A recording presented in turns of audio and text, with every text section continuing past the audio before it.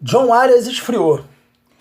Adversário definido na Copa do Brasil, equidade na Copa do Brasil e possível volta do público contra o Barcelona. Vamos lá?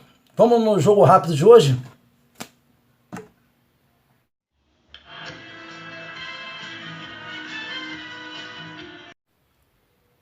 Tricolores de toda a terra, tudo bom? Então, a nossa rapidinha de hoje é o seguinte, ó. Vamos começar pelo John Arias.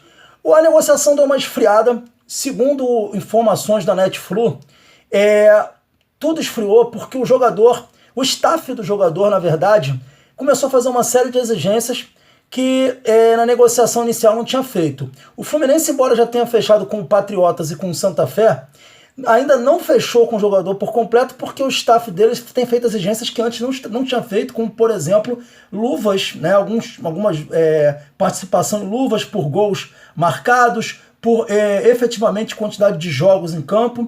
E aí o Fluminense deu uma recuada, a pedida foi um pouco alta, as exigências também foram um pouco altas. E, galera, é um jogador de 23 anos que está começando. Pelo vídeo dele não dá para ver muita coisa. O que a gente sabe dele foi aquela partida contra o Fluminense em que ele foi bem. Mas será que é para tanta exigência? Então, assim, o Fluminense deu uma recuada, a negociação não finalizou, nem para contratar e nem para mandar embora, nem para não negociar, mas o staff está fazendo aquele famoso doce para tentar arrancar a grana da gente. Então vamos ver onde isso vai parar, mas por enquanto a situação está nessa. O Fluminense deu uma esfriada na negociação e está deixando o staff dele pensar melhor e vamos ver o que vai acontecer. Mas a grande motivação tem sido essa, né? Exigências de luvas acima do que tinha sido acordado inicialmente e também participação por gols e também participação por estar em campo, né? Por jogos que ele vem a cumprir. Saiu o nosso adversário também na Copa do Brasil. Definido, o Atlético Mineiro, o Clube Atlético Mineiro, será o nosso adversário. O primeiro jogo será aqui no Rio de Janeiro e o segundo jogo será em Minas, datas ainda a serem definidas. E na visão de muitos torcedores, veio aquele alarmismo de putz, pegando o Galo, caralho, Atlético Mineiro. Mas galera, eu vou ser sincero com vocês.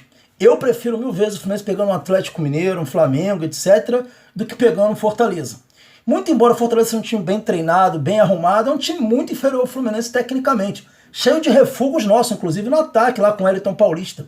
Então, assim, o Fluminense, quando se joga com esse time atual, como tem jogado jogos contra time de menor expressão, tem se complicado, vamos combinar, né? Não tem feito boas partidas. Contra o Criciúma foi um grande exemplo. O próprio jogo, o segundo jogo contra o Cerro, a gente não foi bem. E um grande desafio, o Fluminense não tem muita escolha. Tem que se entregar. E o ânimo para a partida é outro. Então, eu vejo com bons olhos a gente pegar um grande adversário agora. Tá? Para testar o time, para o time também levar a partida a sério, tanto os dois jogos. E outra coisa que eu acho bom, embora muita gente não ache, jogar o primeiro jogo em casa e o segundo fora. Por quê? Porque você é obrigado a estar ligado nos dois jogos. Você não tem como. Se você joga o primeiro jogo em casa e faz um bom resultado, você tira o pé no segundo jogo porque acha que está com uma vantagem boa. Então eu acho que jogar o primeiro jogo em casa não é ruim. Lembrando a todos que o Fluminense foi campeão da Copa do Brasil jogando fora, ganhando do Figueirense lá, e perdeu uma Libertadores e uma Sul-Americana decidindo em casa. Então isso não quer dizer muita coisa, sem alarmismo, mas está definido o Atlético Mineiro e a gente vai jogar com tudo. Eu tenho certeza que a gente tem grande chance de passar. E é aquilo, eu acho que esse time do Fluminense ele é mais eficiente nos grandes jogos, nas grandes partidas, porque é um time muito desatento, é um time que parece que se desconcentra muito fácil. Então jogar um grande jogo faz com que você exige de você que você mantenha os pés no chão o tempo inteiro. Vamos para o nosso terceiro assunto, equidade na Copa do Brasil. Então, galera, essa semana vocês viram que o Flamengo entrou na justiça, o Cruzeiro também, para ter direito a levar público aos estádios, né? Quebrando um acordo verbal com os outros clubes, o que gerou muita revolta nos clubes paulistas, a gente já falou sobre isso no jogo rápido de ontem.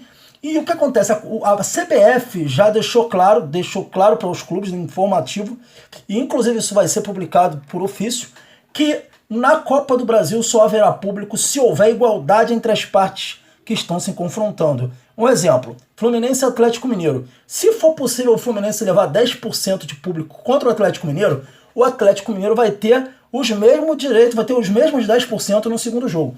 Então a CBF vai lançar essa semana um memorando circular determinando isso.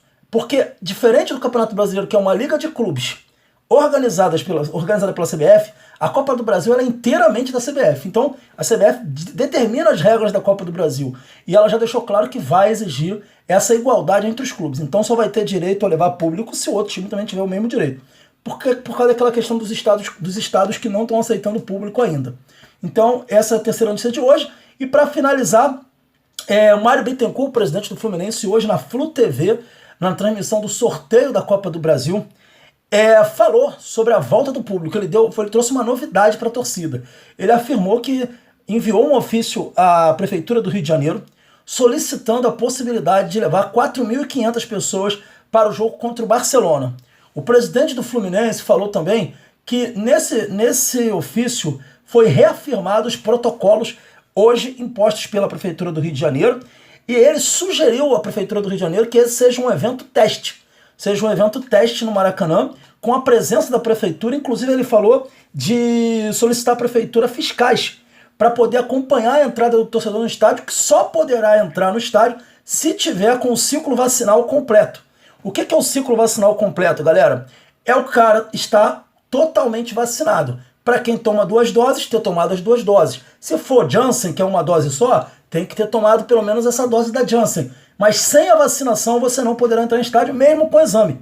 A ideia do presidente Mário Bittencourt é aproveitar uma parceria com a Prefeitura do Rio para fazer desse evento o evento teste. E ele também não descartou de promover outros eventos testes depois desse jogo contra o Barcelona. Então há uma grande possibilidade de ter público. E quem serão essas pessoas que entrarão no jogo? Serão apenas sócios do Fluminense. Ele disse que quis agraciar os torcedores que mesmo durante a pandemia pagaram seu sócio, né? Mesmo sem ter nenhum benefício em troca. Então ele disse que serão sócios com o ciclo vacinal completo e que, portanto, estariam aptos a assistir a partida. Então essa é a iniciativa do presidente Mário Bittencourt, muito elogiada até, e uma boa iniciativa, né, para a volta de público no estádio, dentro dos protocolos exigidos pela Prefeitura do Rio de Janeiro. Para fechar, o Fluminense enfrenta o América Mineiro domingo. Domingo, Fluminense e América Mineiro lá no Independência.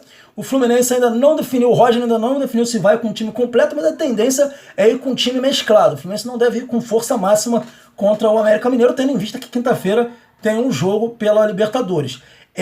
Mas não vai ser um time reserva. Talvez uma peça ou outra não entrará em campo. Eu acho que, por exemplo, Fred e Nenê não deveriam jogar.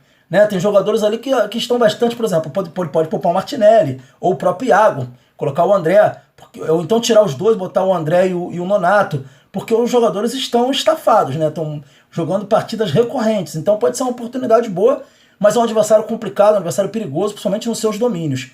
Mas é isso, galera, o nosso giro de hoje, o nosso jogo rápido de hoje termina aqui, a nossa curtinha do dia.